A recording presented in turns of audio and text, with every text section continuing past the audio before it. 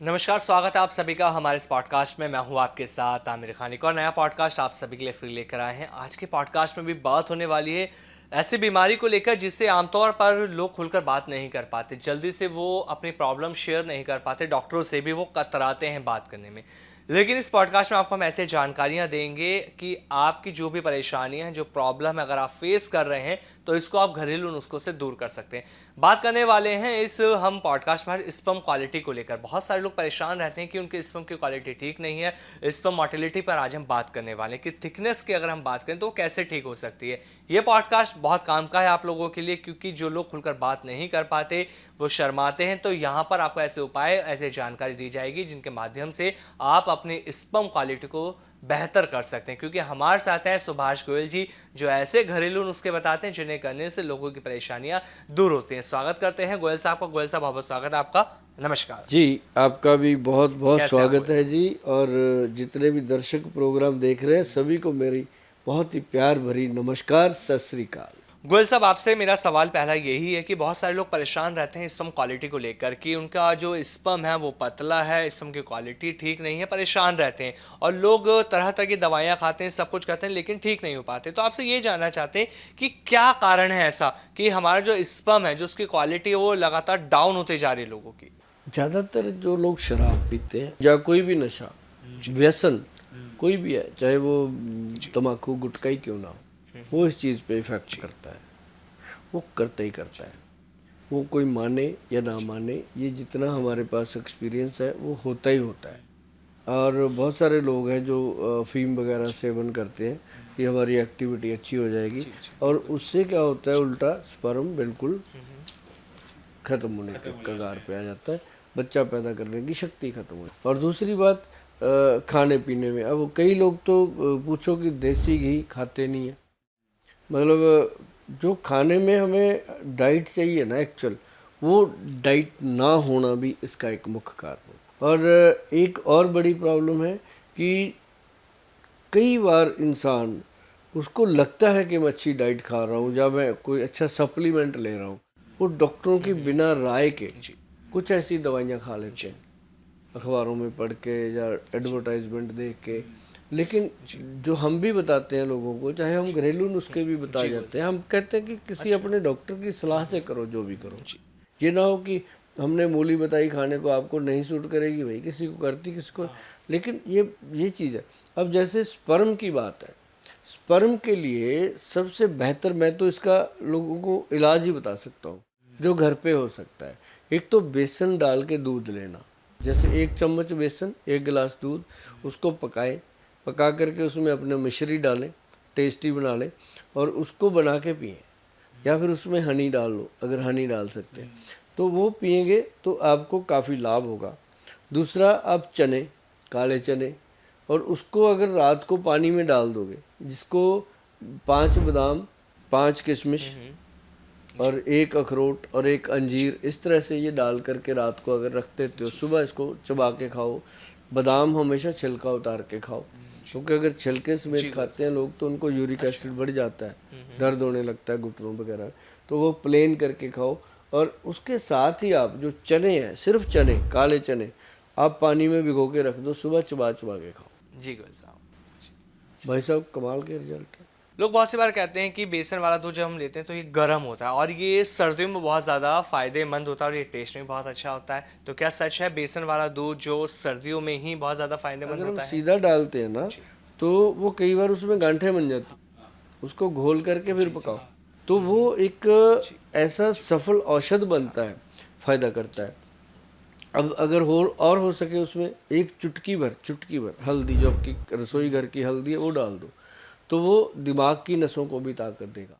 तो ये करने से कोई नुकसान नहीं होता। और तीसरी एक चीज़ और बता दूं, अगर वीरज में स्पर्म काउंट वीक है, तो आयुर्वेद में, कहने को कुछ भी कह लो, बड़ी बड़ी बातें जितनी मर्जी आपा कर लो, एक कौच बीज है, हाँ हाँ गोयल साहब, कौंच बीज होता है, सुना है बिल्कुल जी। ओनली कौच बीज।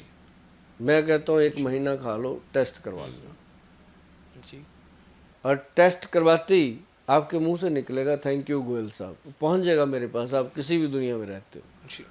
क्योंकि जब लोग थैंक यू बोलते हैं ना जी, तो हवा ही कुछ और आ जाती है, सुबह उठने का आनंद ही कुछ और होता है। तो वो लेना कैसे है, उसको एक चम्मच मुंह में डालो, उसके बाद दूध पी लो या पानी पी लो। चम्मच छोटे वाला चाहिए, ज़्यादा नहीं। और आप देखेंगे कुछ दिनों में, हाँ ज़्यादा करते हो उसके साथ ना एक वो आता है शिलाजीत ले सकते हो, वो सूर्यतापी शिलाजीत जो सूर्यतापी है ना, उसके अंदर सफ़ेद मूसली, सालब पंजा, गोक्षूरा, कई चीज़ें मिली होती हैं। जो ये कैप्सूल बनता है, जो रेजन है वो तो प्लेन ही है, शिलाजीत ही है। एक कैप्सूल बनता है इसका, सूर्यतापी शिलाजीत कैप्सूल, वो भी फ़ायदा करता है इसके लिए। लेकिन बाकी सारी चीज़ें अगर छोड़ भी दें तो ओनली कौच कप्पू की, उसको कपी कच्चू बोलते हैं किसी भाषा में, लेकिन हमारे यहाँ पे, आपके यहाँ पे कौच बीज उसको बोला जाता है। गोयल साहब, बहुत सारे लोगों को ना ये नुस्खा बताते हुए सुना है मैंने कि वो बताते हैं कि अगर आपका स्पर्म क्वालिटी ठीक नहीं है तो आप अश्वगंधा, सफ़ेद मूसली और शतावर को मिक्स करके इसका सेवन कीजिए, तो आपकी जो शीघ्र पतन की जो दिक्कत है या स्पर्म की क्वालिटी ठीक नहीं है तो इसका सेवन करने से उसमें इंप्रूवमेंट आती है। लेकिन शतावर की बात करते हैं तो वो सबसे पहले देखा जाता है कि हाँ वो हमारी जो स्पर्म क्वालिटी होती है उसको बढ़ाती है, या सेक्स वेलनेस की अगर मैं बात करूं तो उसमें सबसे पहले शतावर को देखा जाता है, सबसे ऊपर लिया जाता है जी। आपने मेरे मुंह से भी सुना होगा नुस्खा, मैंने शुरुआत यहीं से होती है। सफ़ेद मूसली, सालब पंजा, सालब मिश्री और अशवगंध, शतावर, गोक्षूर, ये 6 चीज़ें तो मैं गिनती में लेके आता हूँ। फिर इसमें शिलाजीत, फिर इसके अंदर सौंफ, फिर इसके अंदर लौंग, फिर इसके अंदर सेलम की जड़, फिर इसके अंदर जायफल, जवित्री, फिर इसके अंदर वो एक आता है, क्या नाम लेते हैं, सालब पंजा।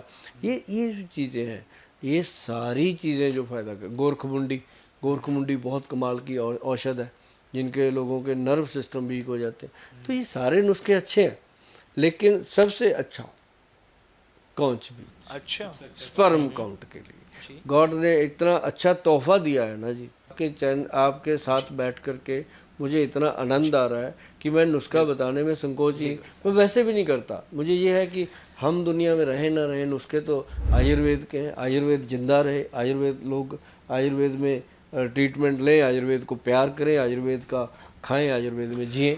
गोयल साहब, ये भी कहा जाता है कि मान लीजिए कि अगर अपनी लाइफ स्टाइल को आप प्रॉपर मेंटेन कर रहे हैं, जैसे कि आप सुबह टाइम से उठना, प्रॉपर ब्रेकफास्ट करना, सही से खाना खाना, आप रोटी सब्जी खा रहे हैं, सलाद ले रहे हैं, फ्रूट ले रहे हैं, और जो मास्टरबेशन की हम बात करते हैं, अगर आपने मास्टरबेशन करना छोड़ दिया है तो आपकी जो स्पर्म क्वालिटी है वो इंप्रूव होनी शुरू हो जाती है, अपने आप इंप्रूव हो जाती है। आप दाल सब्जी अच्छी खाओ, और वो क्या नाम लेते हैं, दही का जो बनाते हैं ना तक्कड़, कैसे, आधा गिलास दही, आधा गिलास पानी, चम्मच से घोलो और पी लो।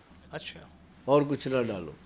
तो वो चीज़ कमाल की है। मतलब जिन लोगों को लीवर की गर्मी है, जिन लोगों को वीर्य की थिकनेस नहीं है, जो भी इस तरह की प्रॉब्लम है, दही से, अब दूध और दही का ज़मीन आसमान का फर्क। दूध के बाद दही, दूध पिता तो दही पुत्र, पिता बूढ़ा हो गया तो पुत्र और जवान, उतनी शक्ति देता है वो। मतलब वो चीज़ें, अब दही से फिर घी निकलेगा, घी को कहते हैं घी कभी, दूध अभी, है ना। तो फर्क है, तो दूध पीने से तुरंत फर्क पड़ जाता है सेहत को, दही खाने से उससे भी जल्दी फर्क पड़ता है।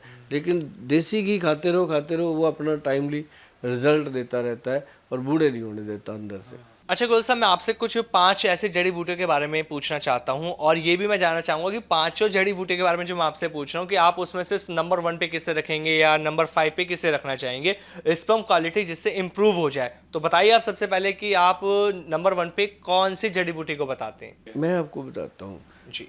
यदि सबसे बेहतर चीज़ लेनी है, 5 चीज़ें अगर आप मांग रहे हो, तो उसमें सबसे बेहतर चीज़ जो है वो है अश्वगंधा जी। सबसे ऊपर अश्वगंधा का नाम आएगा, फिर आएगा शतावर जी, फिर आएगा शिलाजीत, फिर आएगा सफ़ेद मूसली, फिर आएगा कौच बीज। ये जो चीज़ें हैं ये अपने आप में एक मस्त जड़ी बूटियां हैं। उसके बाद फिर बहुत है, ऐसे तो 30-40 जड़ी बूटियां डाल के बनती हैं चीज़ें, लेकिन ये 5 अगर मिल जाए आपको, पांचों ही अगर आप यूज़ कर लेते हो तब भी सफिशिएंट। अच्छा, सबसे पहले अश्वगंधा है, लेकिन जब लोग लेकर आते हैं तो सबसे पहले वो सफेद मुसली गोयल साहब लेकर आते हैं। और बहुत सी बार ऐसा होता है जब कोई व्यक्ति पंसारी की दुकान पे सफेद मुसली लेने जाता है तो पंसारी वाला उस व्यक्ति को इस तरह से देखता है कि भाई ये सफेद मुसली किस लिए ले रहे हो। तो यही मैं आपसे जानना चाहता हूँ कि सफेद मुसली किन लोगों को लेनी चाहिए, किन्हें इनका सेवन करना चाहिए। सफ़ेद मूसली का जो है वो उनको कम खानी चाहिए जिनको कोई भी हार्ट डिसीज़ है, जी उनको कम खानी चाहिए। अदरवाइज हार्ट डिजीज़ वाले जो लोग हैं उनको अश्वगंध बहुत अच्छी रहती है, शतावर अच्छा रहता है, शिलाजीत ठीक रहती है, ये सारी चीज़ें ठीक है। किन लोगों को अश्वगंधा का सेवन नहीं करना अश्वगंधा चाहिए। सभी को खाना चाहिए। अच्छा। कोई ऐसा इंसान नहीं है जिसको नहीं खाना चाहिए, लेकिन मात्रा कम ज़्यादा हो और वैद्य की सलाह से लेना चाहिए कि हफ्ते में 2 दिन खाना है, रोज़ खाना है, चम्मच खाना है, आधा चम्मच खाना है। ये तासीर के अकॉर्डिंग कौन कितना खा सकता है, तो ये अगर लगातार खाया जाए तो कोई दिक्कत नहीं है। हाँ, ये कई बार लोगों के ये बीपी को बढ़ा देता है, गर्मी कर देता है। तो अगर वो 2 दिन छोड़ दें हफ्ते में, जैसे थर्सडे को नहीं खाना भाई, संडे को नहीं खाना, बाकी दिन खा लिया, और चम्मच छोटा रखें, जैसे जैसे बॉडी सर्वाइव कर रही है, बॉडी उसको झेल रही है, उसको बढ़ा दीजिए। अच्छा, मतलब पहले कम से कम डोज से हमें शुरू करना चाहिए, उसके बाद धीरे धीरे हमें उस डोज को बढ़ाना चाहिए कि किस तरह से वो असर कर रहा है उसके हिसाब से हमें अपनी डोज को बढ़ा देना चाहिए। अब जैसे कौच बीज है, वो आधा चम्मच ले ले, कोई दिक्कत नहीं है, उसने तो जाके अंदर ब्लड में से बीरिया को थिक करना है। लेकिन अश्वगंध जो है वो अपने नर्व सिस्टम को स्ट्रॉन्ग करता है, नाड़ी तंत्र को अब जैसे पार्किंसन के प्रॉब्लम होते हैं उनमें भी अश्वगंध ही है, सभी में दिया जाता है। गोयल साहब, शीला जीते क्या ये सप्त धातु को मजबूत करती है? करती है जी। शिलाजीत भी करती है, सफ़ेद मूसली भी करती है। अच्छा, तो इसलिए ये हर बीमारी में फायदेमंद मानी जाती है। और एक सालब मिश्री है, जी। वो सफ़ेद मूसली के भी ऊपर है। सालब मिश्री है, सालब पंजा है, जो पंजा है ना वो उसी का दूसरा वर्जन होता है सालब मिश्री, उसी का सेम। वो पंजा निकल जाता है, उसी में से वो निकलता है, तो वो मतलब पंजे से ज़्यादा सालब मिश्री का। आप वीडियो देख रहे हो, आपने नुस्खे पूछे, मैंने बता दिए, आप डिस्कस करने के लायक हो गए कि आप जिस वैद्य के पास जाओ या पंसारी के पास जाओ, आपके पास इतने सवाल जवाब हो गए हैं कि आप बात कर सको। तो सामने वाले को पता चलेगा कि इसको नॉलेज है थोड़ी बहुत, तो आपको अच्छे से देगा।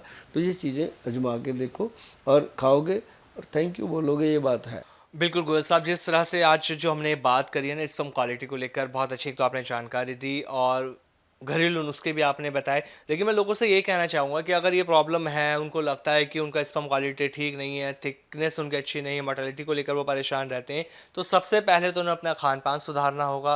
क्योंकि खान पान सुधारेंगे तो ऑटोमेटिकली चीज़ें सुधरनी ठीक हो जाती है। क्योंकि आयुर्वेद कहता है अगर आपका खान पान ठीक है, आपका लाइफस्टाइल अच्छा है, तो बीमारियाँ खुद ब खुद आपके शरीर से दूर होनी शुरू हो जाती हैं। और स्पर्म क्वालिटी की जो प्रॉब्लम है वो भी आपकी बेहतर होगी अगर आपकी संगत अच्छी है, आपका खान पान अच्छा है, प्रॉपर एक्सरसाइज आप लोग करते हैं, प्रॉपर आप नींद लेते हैं, तो आपकी जो प्रॉब्लम है वो ठीक होनी शुरू हो जाती है। बहुत बहुत धन्यवाद गोयल साहब, आपने इतनी अच्छी जानकारी इस पॉडकास्ट में दी और लोगों को लगातार जो हम घरेलू नुस्खे बता रहे हैं उन्हें बहुत पसंद आते हैं और उनके लिए बहुत ज़्यादा लाभदायक वो हो रहे हैं। बहुत बहुत धन्यवाद आपका। नमस्कार गोयल साहब।